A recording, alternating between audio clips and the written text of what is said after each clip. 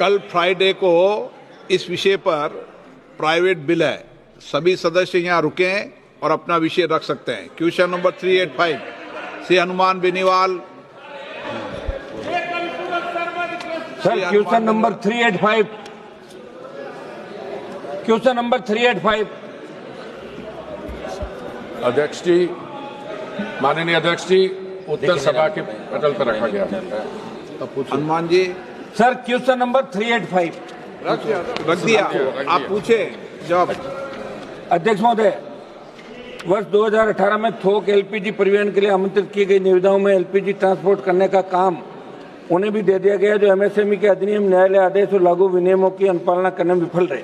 न्यायालय के स्थगन आदेश की आड़ में प्रभावशाली और अपात्र ट्रांसपोर्ट ऑयल मार्केटिंग कंपनियों और मंत्रालय बिना पढ़े पूछा करो क्वेश्चन। मैं सवाल ही पूछ रहा हूँ।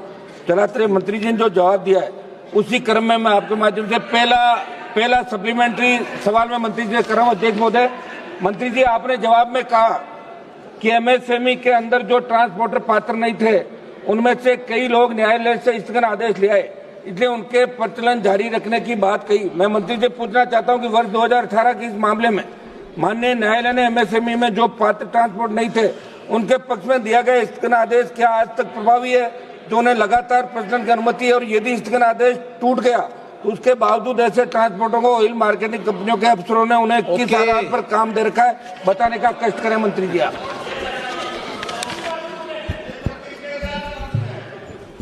माननीय अध्यक्ष जी, 2018 आज से 7 वर्ष पहले ओएमसीज, ऑयल मार्केटिंग कंपनीज, जो प्राइवेट सेक्टर में भी होती हैं और पब्लिक सेक्टर में भी होती हैं, उन्होंने कोई टेंडर इशू किया था, उसके बारे में प्रश्न है। 7 वर्ष पहले, और उस वक्त जो टेंडर इशू किया गया था उस टेंडर में MSMEs, micro small medium enterprises जो होती हैं, उसकी एक मंत्रालय है।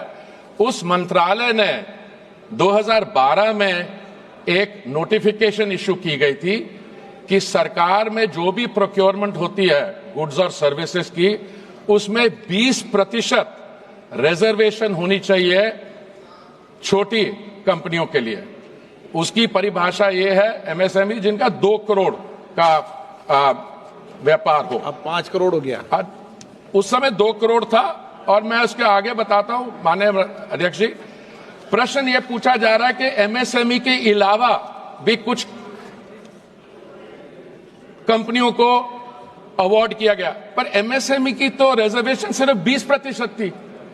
तो ये कहीं नहीं कहा गया एमएसएमई मंत्रालय की गाइडलाइंस में कि 100% होनी चाहिए। पर उस समय जो सवाल उठी थी, ऑनरेबल मेंबर पढ़ रहे थे तो मैंने सुना नहीं कि उन्होंने ये बात कही। सवाल ये उठता है कि उस समय जब कुछ लोगों ने इस पे चिंता व्यक्त की, उन्होंने ये कहा कि ये एमएसएमईज जो हैं उनको आउट ऑफ टर्न मिल गया है या उनको नहीं मिलना चाहिए था। और ऐसा है कि उससे पहले माननीय अध्यक्ष जी, ये जो ट्रकिंग व्यापार है इसमें 25,000 ट्रक चला करते थे। जब 2018 का टेंडर फ्लोट हुआ तो उस समय 23,000 ट्रक थे। तो क्योंकि एमएसएमईज के लिए पहली बार 2012 के बाद रिजर्वेशन आई, तो कई लोगों को उनका जो नंबर ऑफ ट्रक्स थे वो कम हो गए, क्योंकि एमएसएमईज के 20% को दिया गया।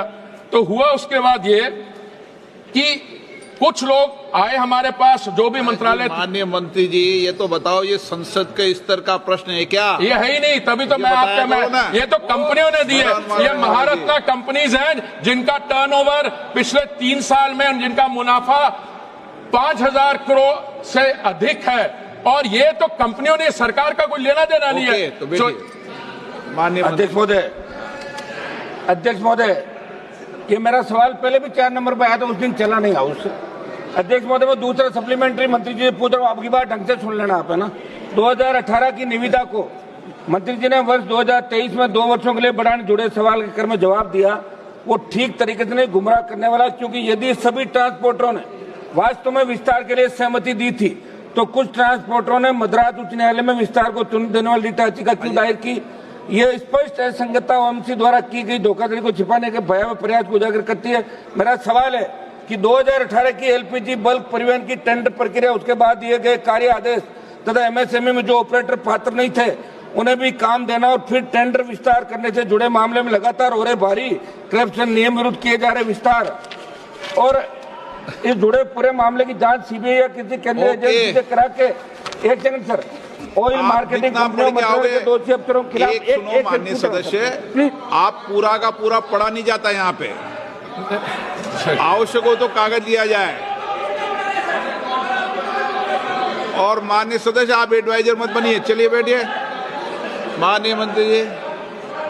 माननीय अध्यक्ष जी, जो 2018 में कंपनियों ने टेंडर फ्लोट किया, सरकार ने नहीं किया, जो कंपनियों ने टेंडर फ्लोट किया वो 5 वर्ष के लिए था और वो टेंडर में ये भी लिखा गया था कि अगर कंपनी को, और आप सरकार ने कोई फ्लोट किया था क्या? नहीं, हमने कभी फ्लोट नहीं किया।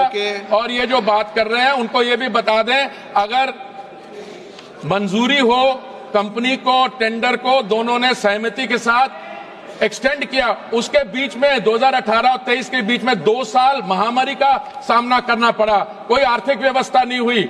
इसमें कई कारण है। तो मैं समझता हूं कि माननीय ऑनरेबल मेंबर, सारे मेंबर का हक बनता है कोई भी सवाल पूछे, पर जो भी इसमें इंटरेस्ट रखते हैं, जोधपुर हाई कोर्ट का अभी भी स्टे है इसमें, मद्रास हाई कोर्ट ने इसकी जांच की है और उन्होंने कहा इसमें कोई मैलाफाइड नहीं है।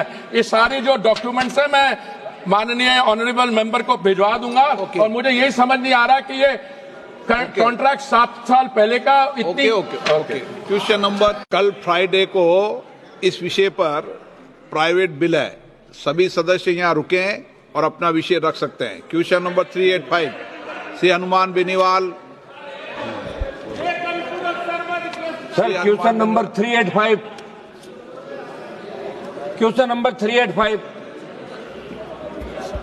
अध्यक्ष जी, माननीय अध्यक्ष जी, उत्तर सभा के पटल पर रखा गया। Hanuman ji. Sir, question number 385 रख दिया, आप पूछे जवाब।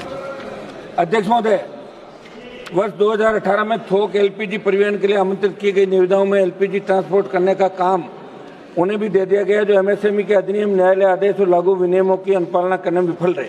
न्यायालय के स्थगन आदेश की आड़ में प्रभावशाली और अपात्र ट्रांसपोर्ट ऑयल मार्केटिंग कंपनियों और मंत्रालय अपना सवाल ही पूछ रहा हूँ।